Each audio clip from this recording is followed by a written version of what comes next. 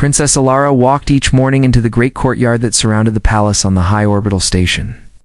The walls were silver and shining, and the sky beyond was filled with a quiet sea of stars. It was a place of endless beauty, but also of endless voices. Lords and counselors filled the halls with their debates, their arguments, and their demands. Alara was trained since childhood to listen carefully, to nod when expected, and to watch the chessboard of power that unfolded in every conversation. She did so with grace, but inside she often felt very far away from all their talk of control and conquest.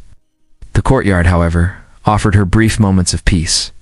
There, far from the heated discussions of the hall, she could breathe. It was also where she first noticed the guard named Daniel. Daniel stood at his post like stone, quiet and without drama. Unlike the lords who filled a room with noise, and the officers who always raised their voices. He stood in silence, but seemed more steady than any of them. His uniform was plain, without marks of rank or medals of victory. His eyes did not wander like many others, simply stood, ready, waiting, and watchful. At first, Alara only glanced his way when she came into the courtyard. She thought of him as one might think of a statue, a detail of the place that never changed. But as the days went on, her curiosity grew. She noticed the small things about him. When a servant dropped a tray and fruit scattered on the floor, it was Daniel, without a word, who knelt to help gather the pieces. When a fellow guard looked weary from his long watch, Daniel shifted slightly and shared the burden of the post. When a child of a visiting family came wandering too close to the gates, Daniel bent down, smiled softly, and led the child back without causing alarm. None of these acts were dramatic. None were noticed by the nobles. Yet Alara began to see a pattern in the smallest things he did. It was as though his silence was not emptiness at all, but a different kind of strength. She found herself watching him in quiet moments, wondering how someone so ordinary could feel so steady, so grounded. She thought of all the grand speeches she had heard, the boasts and the promises of men who wore fine robes and commanded hundreds. Not one of their speeches lingered in her mind. But the image of Daniel lifting a tray for a struggling maid without anyone asking stayed with her like an unshakable picture. Her mind began to turn to questions. Who was he when he was not standing guard? Did he think on his future? Did he dream of battle, of climbing into higher ranks? Or was he content with this simple place he held? She wanted to believe there was more beneath his quiet face, something hidden that the world had not cared to notice. Alara knew she should not dwell on such thoughts. The princess had her duties. She was told since childhood that her eyes must remain on alliances, treaties, and the weight of crowns. Guards were meant to stand at the edges, silent and forgotten, yet her heart still wandered back to him, again and again, as though there was something important in his stillness that even the Empire had overlooked. In the quiet of her chambers, when the noise of the day died down, she thought of what it meant to lead people. Everyone around her spoke of power as though it were a sword to wield, but Daniel's presence suggested something very different. His strength was not in raising his voice or claiming the center of the room. Strength was in standing firm without needing to be seen. It was in carrying small burdens that no one thanked him for, yet still choosing to carry them anyway. Every morning she told herself she would look away, that she would not let her thoughts dwell on something so unlikely, so hidden from her world of politics. Yet when she walked once more into the courtyard, her eyes drifted to where Daniel stood. He was there as always, calm as stone, and she felt a strange comfort in his presence. Day by day, her secret watching grew, not because of romance or longing, but because she felt in him a truth about her people she had never understood. A truth that greatness could live in quiet corners, not only in the halls of the powerful, and though she said nothing, though she held her silence as carefully as he did, something within her began to shift. She had seen her guard, and what she saw that no one else noticed would change the course of her life. Princess Alara found herself watching Daniel far more than she had ever planned. She told herself she only wanted to understand him because he seemed unusual. While others rushed to speak or to prove themselves, Daniel preferred silence. He did not hurry, he did not boast, and in some way that made him stand apart from the world that surrounded her. Her habit of watching him grew slowly, but steadily. At first it happened in passing, when she walked across the courtyard and her eyes just happened to fall on him. Later it became intentional, when she deliberately slowed her walk or turned her head so she could see the way he carried himself. She began to notice patterns no one else cared to see. When he was alone on watch, his posture never faltered. If a servant passed with heavy burdens, his hand was always ready to help, but without drawing attention to himself. One morning, Ilara was moving through the lower hall with her ladies. When one of them pushed forward with laughter and careless words about the guards, they treated the men as ornaments, as if they were less than the nobles standing nearby. Daniel did not move or speak. His eyes remained calm, and his face gave no reply. Ilara saw that he absorbed the words without letting them disturb his steady silence. That, in its own way, impressed her even more than any clever response would have. Later, she noticed another moment that stayed with her. A young kitchen boy stumbled into the corridor, carrying bowls so large he could barely see where he was going. Everyone stepped aside, annoyed, but did not offer help. Daniel dropped to one knee and steadied the boy before everything fell, carried the bowls a short distance with the child and set them back in his hands. The boy's face was shining with gratitude, but Daniel simply returned to his post as if it was nothing at all. No one else even noticed. Ilara felt something stir within her chest, something she could not quite name. Her secret watching gave her a kind of hidden strength. Around the lords and counselors, she often felt beaten down by their endless words and arguments. But when she looked at Daniel, she felt reminded that even in silence, there could be something powerful. His actions told her that true worth might not shine from jeweled crowns, but from lives lived with quiet honesty. At night, when she sat in her private chambers, the thought came again and again. Why did no one else see what she saw in him? To the court, he was invisible, as though guards were little more than shadows. But to her, he had become the symbol of something deeper, a reminder that greatness did not always cry out to be seen. One evening after a long council, Ilara left the chamber heavy with disappointment. The men had argued endlessly about taxes and pride of wealth. Nothing had been decided, only more noise made. She stepped into the courtyard seeking air, and again she saw Daniel in his silent post. His calm presence was like a stone in a restless river. She stood there longer than she usually allowed herself to. Her eyes lingered, and she wondered what kind of world it would be, if more men were like him than like those in the council chamber. It was then she realized that her interest in him was not born of simple curiosity, but of recognition. In him, she recognized her people's quiet soul, the kind that did not demand yet carried burdens without complaint. She understood that in his silence was not weakness, but discipline.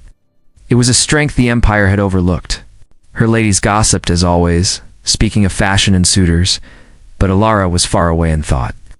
While they talked and laughed, she remembered his kindness toward the boy, his calmness when mocked, his help for the weary servants.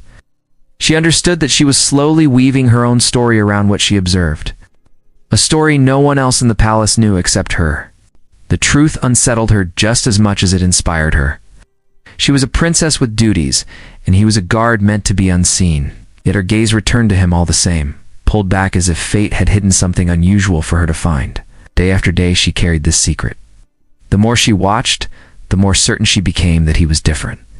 She did not yet know in what way his quiet strength would matter, but she felt in her heart that he would not remain just a silent figure forever. Something within him waited, unseen, and she knew she would be a witness when it finally revealed itself. The Empire entered a season of fear. Traders whispered of rival fleets gathering near the borders, and each message carried more tension than the last. In the palace, voices rose louder than ever before. The lords fought with words, each one certain his plan was the only true path, each one unwilling to hear another.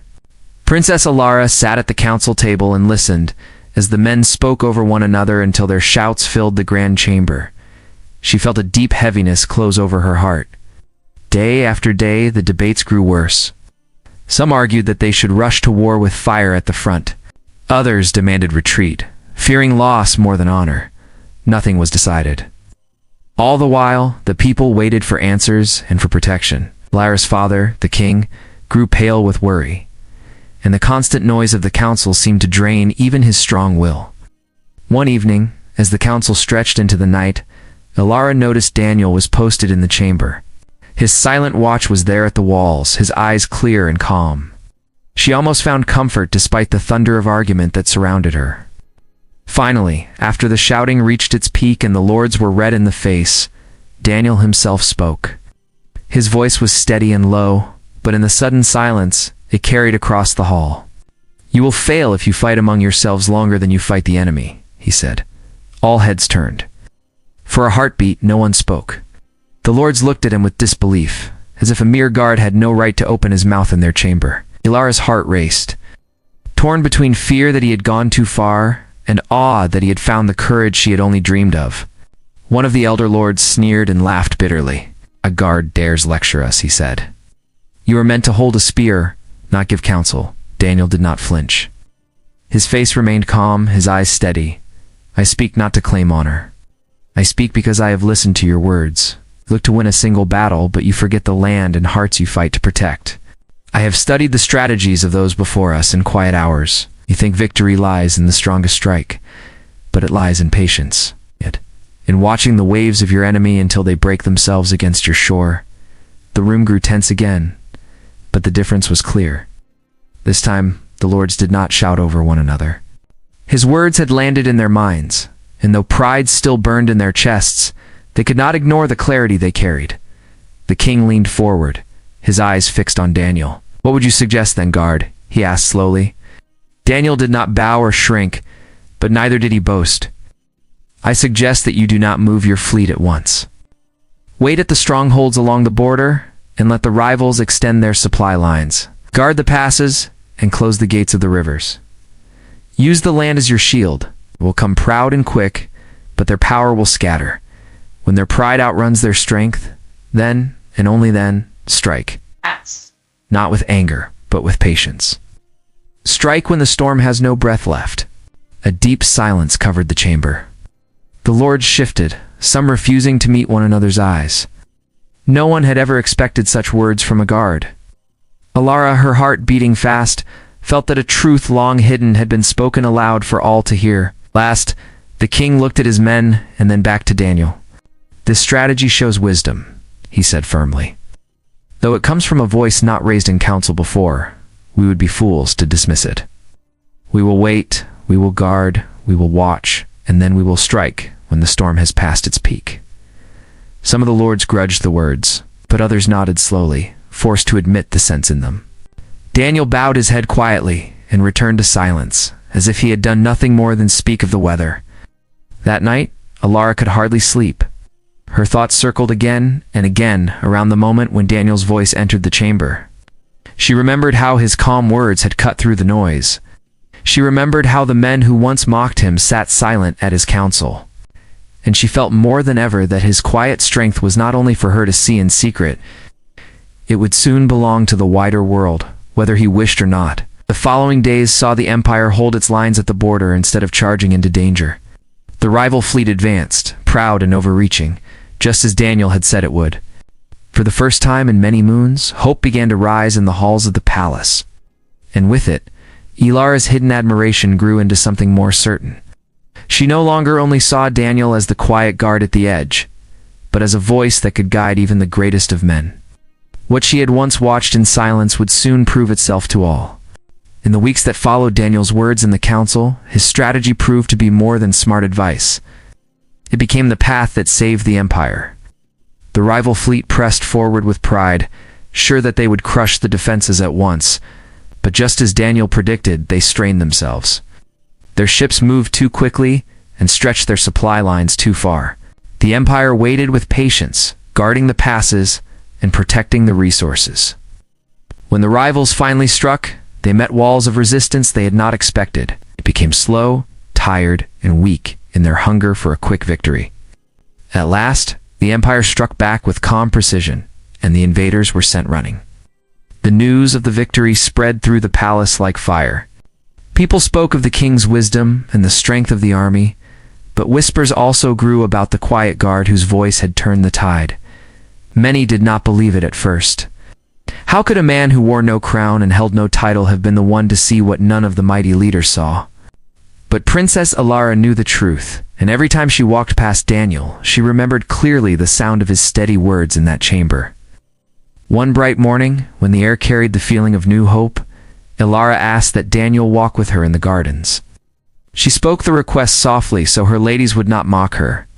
And when he joined her on the stone path, she felt as though she had broken a rule she had never spoken. For the first time, Daniel was not still and silent in his corner. He walked at her side. They spoke simply at first. She asked about his service and how long he had stood guard at the palace. He answered with little detail, as though his life was not worth telling. But the more she asked, the more little stories slipped from his lips of nights spent studying old texts of times he had trained quietly in the yard long after others had left of ours, when he chose to listen instead of speak, so he might learn what others missed. Ilara listened to him and felt a strange warmth growing stronger inside her. He had no desire for praise, no wish to be honored. All he had ever wanted was to serve well and to prepare in silence in case a moment of need arrived. That moment had come, and because of his hidden discipline, he had saved them all. As they walked, she shared pieces of her own burdens. She told him about the endless noise of politics, the walls of pride that surrounded her every day. Daniel did not try to give her false comfort. He only listened, his quiet face letting her know that her words landed. Sometimes when he did reply, his simple words struck deeper than any speech she had heard in the court. "You do not have to shout to be strong," he said softly. "Strength is not only for battlefields. It is also for waiting when the world wants rush, and for standing steady when others fall." Ilara felt her heart tremble. She realized she was no longer only a princess observing her guard. She was a woman learning from his heart. Days grew into weeks, and their walks became more frequent. The garden, once a place that had simply given her a little peace, became a place she longed for because of his presence. She began to notice not only his actions, but also the soul behind them. His eyes carried the weight of patience, his hands the mark of labor, his voice the steady thread of truth. There was no courtly charm, no sugar in his words, but there was honesty, and that was more rare than jewels. In the eyes of the palace, nothing had changed. They still saw a princess and a guard, two people divided by a world of rank and duty. Yet Ilara knew a truth stirring between them. They were building something invisible to the rest, the quiet bond of understanding, the joining of two spirits that both longed for a world less proud and more true. Every time she returned to her duties in the council hall, where the voices of lords filled the air again, she felt less alone. For in the garden she had found an anchor, a simple man whose quiet life had already shown her what true leadership meant. She began to understand that her own role as princess need not be one of endless noise, but could instead echo the same calm strength she admired in him. In Daniel, she had found not only a guard but a guide. And though no one else saw it yet, she felt in her heart that the bond they now shared was the beginning of a story much greater than either of them expected. The empire slowly settled into peace after the victory. The rival fleet withdrew, and trade began to flow again across the rivers and skies. In the palace, the lords praised themselves for their wisdom. Though most of the people knew little of the true reason their land had been spared from ruin. Life carried on. The council returned to its debates, and celebrations filled the streets.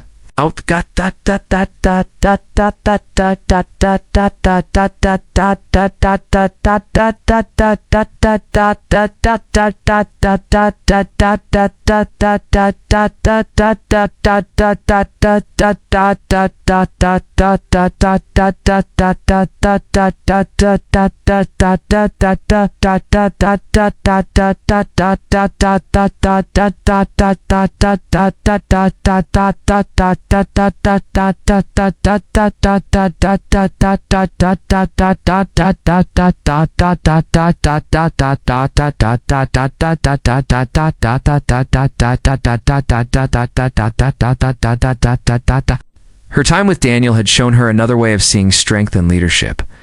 She was no longer blind to the quiet actions that went unnoticed. Every kindness, every simple word, every silent act of courage carried greater weight to her now than the loud voices of the court. She began to think more deeply about her own duty as a princess. Was it enough to follow the old path of power, or should she shape something new for the people who looked to her? She carried those thoughts with her into her next days in the council. When the lords argued over small matters and wasted their tongues on pride, she did not always answer them with more words. Instead, she reminded them gently about patience, about holding true to their people first and their pride last. They laughed at her sometimes, but she did not waver. Daniel's quiet lesson lived within her, and she began to walk in that same strength. Outside the halls, she and Daniel continued their meetings. Sometimes in the gardens, sometimes by the walls of the courtyard. Their bond grew stronger with every word. She trusted him in a way she had never trusted anyone in the palace. He gave her honesty without seeking to please her, and in return she gave him her thoughts without fear of being judged. Though no vows were spoken, their hearts seemed to move in rhythm, each one strengthening the other. It did not take long before whispers began in the palace. Servants noticed the princess walking often with the guard. Ladies began to trade rumors with sharp little smiles. Some lords spoke in low tones about how unfit such meetings looked for one of her rank. But Alara did not let their comments trouble her. She knew the truth, and for once in her life, the truth mattered more to her than appearance. The bond she shared with Daniel was not based on wealth or rank, but on honor, and that truth gave her courage. One day the king himself called Alara to his chamber. He had heard the whispers, and there was concern in his eyes. Yet as she spoke to him, her words were clear. "Father," she said, "our people do not need more rulers who live on pride. They need leaders who can see them, who value even the smallest act of service. I have seen such strength in the one you call only a guard. He carries no crown. But he has shown more wisdom and honor than many who sit among your lords." The king listened carefully, his gaze steady on her face. At length he nodded. "Perhaps the true measure of greatness is not where we are placed, but how we choose to stand," he said quietly. Those words became the seed of change. Over time, the story of Daniel began to spread beyond whispers, not because he sought recognition, but because the princess herself chose to share it. She told others of his steady guidance in the darkest hour, and she reminded them that the victory had been born not from pride, but from patience. In this way, Daniel's legacy grew. It was not the legacy of a soldier who fought many battles or a noble who gathered riches. It was the legacy of a man who stood quietly, who lifted small burdens, who spoke with calm when chaos reigned, and who gave strength without asking for reward. His legacy became the symbol of what it meant to be human in its truest form. Not loud, not proud, but enduring and honest. Years later, when songs were sung about the Empire's triumph, Daniel's name was carried with them, no longer just the shadow at the edge of the courtyard. His actions were remembered as the turning point of an age, and beside his story stood the figure of Princess Alara, who had not only seen him when no one else cared to look, but who had also carried his lesson into the way she ruled for the rest of her days. Through him she learned that strength lies as much in humility as in command. And through her, the Empire learned to value not just crowns and titles, but also the unseen hands that held life together. Thus, the quiet guard and the princess became the heart of a new chapter in their land, a chapter that reminded all who lived after them what it meant to be human, and why the human legacy endures long after individual lives pass away.